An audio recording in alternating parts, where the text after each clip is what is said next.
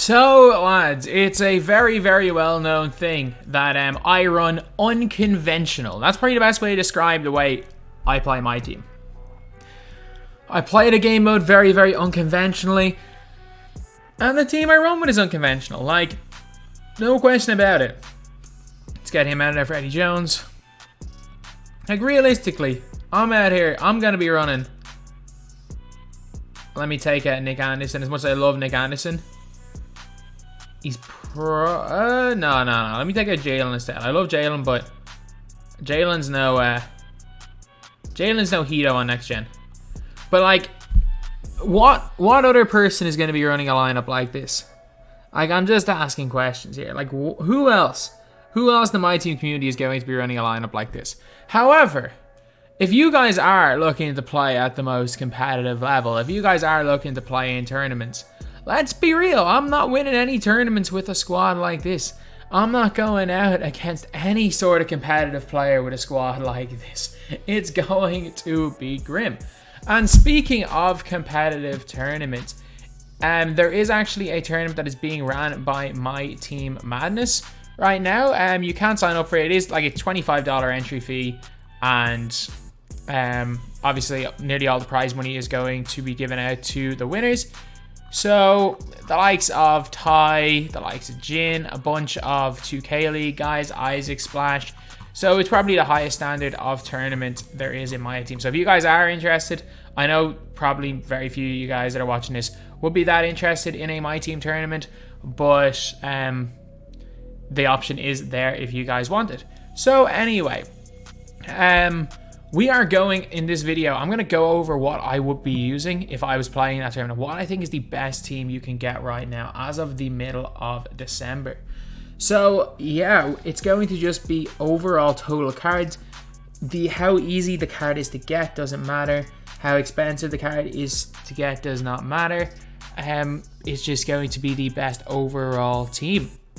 And I will obviously give an alternative for 2 cards, because there are 2 cards right now that are just very, very difficult to obtain, because, well, you physically can't if you've already got them, or if you haven't already got them. So we're on here onto 2kdb.com, the best database site. Shout out to Kenny Mack. This site has changed the game. At the point guards, obviously, there's an obvious number 1 choice right here, and it's Steph Curry.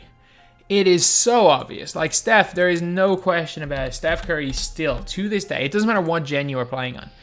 I'm going to be looking more so at current gen, because, like, I'm telling you this right now. If your goal in my team is to get Andre Iguodala, like, the reason why I'm 4-4 again, I've quit out of 3 of these games. Well, I lagged out of 2. Somebody quit out of me and I got a loss, and I had to quit out of my last game if you were watching my last video, because the game just froze. So it hasn't been an ideal situation for me this month, because, well, to be fair, I've barely played the game. But if you're going for Iguodala, like, if I locked in and said, you know what, I'm going to play 5-6 games of this a day, I could have had Iguodala by now with a squad like this. Like, if your goal is just to compete in Unlimited, maybe get to the pink diamond tier, it's more about being good at the game than your squad. However, obviously, the squads, guys, I'm going over is for if you're trying to play in competitive tournaments. And if you're not playing in competitive tournaments, trust me, Steph Curry's great. You don't need him. Like, go get yourselves clamps and put it on Mo Williams. The vast majority of guys who are very weak players aren't going to really notice that much of a difference. But yeah, but Steph Curry, though, 98 3-ball. The guy's ridiculous. Like, the guy is ridiculous. He's the best card in the game right now. Well, he's the most dangerous card in the game. He's not necessarily the best. He's the most dangerous. Gold clamps, Hall of Fame range extender, great release. He's got Curry slide. Current gen, he's even better than he is on next gen. Curry's ridiculous, lads. He is ridiculous. Then off the bench, this is a kind of tough one, because I think there's kind of 2 options. Like, you can go with a Stockton, but I'm picking Derrick Rose, man. I'm picking D Rose. If I'm running with a 2-point guard lineup, 2-headed monster, I am putting in Derrick Rose off the bench. D Rose, he's 6'3", 97 speed, dunks and everybody, half quick first step, can get gold range extender. Obviously, you have to give him the range. But he's still got an 85-3, good release, pretty decent dribble 6. Next gen, I think he's better on next gen and current gen, but he's still unbelievable on current gen. I'm telling you, man, D Rose. Ooh, this combo at the point guard position. That's going to be like the... I'm trying to think for 250k last year. Obviously, Joe Mar ran Lillard, but I think everybody up until Christmas last year was running with John Stockton and Derrick Rose. And this is like this year's equivalent to John Stockton and Rose, except Curry is way better than John Stockton last year, and Derrick Rose is honestly better than Derrick Rose last year. 2 guard. So this is an interesting one. This is a really interesting one. I am putting in this dude right here as my starting 2 guard if I was going into a competition. Cam Reddish. And then off the bench, it's a really tough one because it's between 2 guys. It's between Eddie Jones, and if I was to advise you guys on buying a player, I would say buy Eddie Jones because Eddie Jones is ridiculously good. The only problem with Eddie Jones, well, there's no problem with Eddie Jones, just the guy that's better than him. But the guy that's better than him costs so much. It's Jay, or just Smith. It's Jay or Smith. I'd probably have him on the bench with Cam Reddish starting. The difference mainly is Cam Reddish just has the more length. He's got more length. If you're looking for just pure catch and shoot, honestly, I think they're quite even. Big difference is though, JR is half range, whereas Cam Reddish is silver. But in terms of their stats, they're both really, really good. If you're looking on current gen, the profile behind the back is huge. Paul George release is great. But you cannot deny a J.R. Smith belongs somewhere on the list. Again, I would advise you to go for an Eddie Jones or something over him, because like J.R. Smith is locking in well over $1 million MT, whereas getting Eddie Jones is going to cost you about 80k MT, and he's basically the same card. But like J.R., half range extender, only goal catch and shoot. He's got quick first step, clamps gold, really good driving dunk. Again, give me Reddish over him for this type of lineup, but JR is the better card. It's just that obviously Reddish suits a lineup better as a like second option. Either way though, both of the cards are ridiculously good, and Eddie Jones is not a bad player that you can put in. Small forward position. First of all, you've got to put in Hedo Turkoglu. Obviously I'm kidding there. Kevin Durant. Kevin Durant at the small forward position.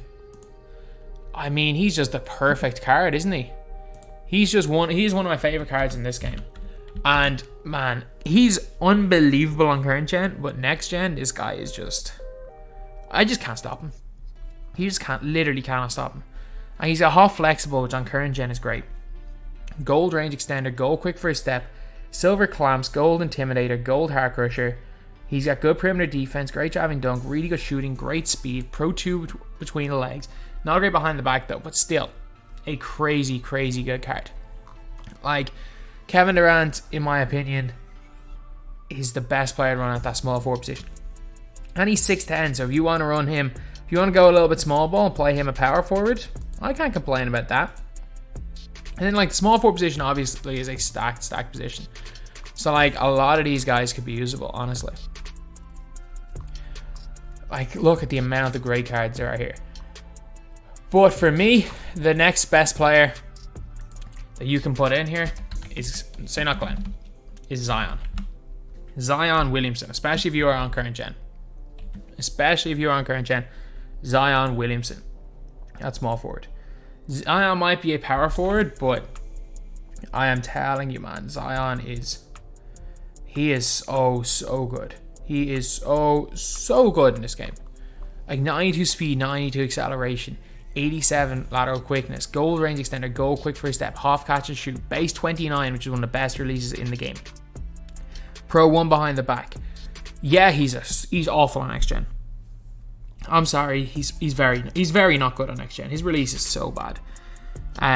His dribbling is kind of feels slow on next gen, but I'm telling you, current gen, man, you cannot go wrong with Zion. I wouldn't advise playing him at the 4, but at the small forward position, man, you can't go wrong with him. You cannot go wrong with a card like that. So then the power forward position is honestly a weird one because there are so many guys to use.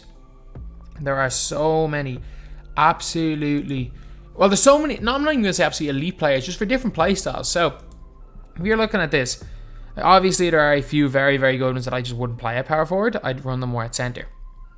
But obviously Zion's pretty good. When you're looking at small forwards, like there's LeBron James Pink Diamond that you kind of have to put LeBron James Pink Diamond as one of these. But I'm actually going to change up something. I'm going to put Kevin Durant as my starting power forward. LeBron James my backup power forward. Start Zion Williamson at the 3. and then play baby Zion, Glenn Robinson, at the 5. Or at the 3 off the bench. This is what I would go with. And a big reason is because I love Zion. Like, I absolutely love the Zion Williamson card on current gen. He is unbelievable. But for me, Glenn is almost as good. Like, he's got more length. He's an inch taller, has a longer wingspan. Yeah, he only has silver range, but he has all the same key badges. Similar speed, quite similar dunking. Much better post game than Zion. He's also got a similar rated 3 ball. As well as that, he's not going to be as good a dribbler, but the exact same release. So Glenn is basically the same card as Zion. So for me anyway, Glenn belongs in this team. If I'm putting Zion in there, Glenn on the bench. It basically means you're having the exact same player as starter on bench. Like, you are not going to notice the difference. If you change the player builds of these guys and just put them on generic players, and you didn't have their names, didn't say what tier they... Well, they're both diamond. If you didn't say their names, just put them on a generic player, you would just think they're the exact same card, but one's left-handed, one's right-handed. Yeah. And then there's LeBron James. Like, LeBron, he's so much better on next gen than he is on current gen, but he's so nice on current gen. Like, as long as you realize there is a downside to him, that he can't shoot corner threes. I didn't realize there's this many. Okay, 2 of the LeBrons are free agents. I was like, there are 5 LeBron James cards in the game already. But 86 3 ball, silver range extender, gold clamps, gold quick first step, Hall of Fame dimer, 94 speed, 6'9". He's got LeBron base, which is great in next gen, not great in current gen. Pro A between the legs is still pretty good. He is, man, LeBron. I'm sorry, LeBron's still got it. LeBron has still got it in this game. This is the best LeBron James we've had in a long time. I was not the biggest LeBron James fan last year until we learned how to tween. Like, if LeBron wasn't able to tween and had the best dunk animations last year, he would have been shocking. Before people learned how to tween, I hate him. But I actually don't mind this LeBron James card. And then the center position, if you're looking for the best of the best, you gotta go Blake. Like, you gotta go Blake Griffin. And then you've gotta have, I mean, badges up Dave Counts. Like, these are the best. These are the best two. And I don't think it's particularly close to run at center. If you're running this lineup, I'm pretty confident to say this is the best lineup in the game. So, Blake Griffin, like, you guys know Blake Griffin is so good. Like, he is in that conversation with Steph when he's fully badged up as the best cards in the game. Like, he's got gold range extender, or so he's got range extender, he can get it up to gold. He has got quick first step gold as well. He can get clamps gold. He's got 98 driving dunk, got 3 ball, fantastic release. Even though it says speed normal, I don't believe it. I'm pretty sure this is quick. Got a great behind the back. Blake Griffin is just ridiculously good. Again, 25 intangibles as well. Just kind of sums up how good he is with hot zones everywhere. Doesn't matter what the gen is. Doesn't matter whether you're playing power forward or center. Blake belongs in the team. Then we got Dave Counts. So Dave, you got to badge him up basically. He's expensive. 82 speed, 82 acceleration, 85 driving dunk, 84 perimeter defense, decent speed of ball. Can't dribble the ball much, but he's got unbelievable defensive stats, like unbelievable. As well as that, you can give him shooting badges to make him shoot the ball quite well. Yeah, I think Dave, honestly, jump shot 1 is good. He kind of belongs in here mainly for his defense more than anything. However, if you guys want to argue that at the center position, Wayne Embry should be here, I am not going to argue in over Dave Counts. One thing about Wayne Embry, though, is some people are getting him in 5 games. And I know people who have played 320 games and have not got Wayne Embry yet. I have played like 150 and haven't got any of the TT offline rewards, and I just don't want to play for Embry. Like, I just don't. This card's unbelievable. 86 speed, he's got a handle as well. Go quick for a step, he can get range extender. Quite a bit of a lower 3-point rating though than Counts. He's basically, imagine a slightly worse defensive Counts, slightly worse shooter, but who can dribble a lot more. I can move with the ball a lot more. One's 6'9" with a 7-foot wingspan. This is 6'8", 7'3" wingspan. They're going to feel the exact same height-wise. So, yeah, Wayne Embry. An elite card. Elite card.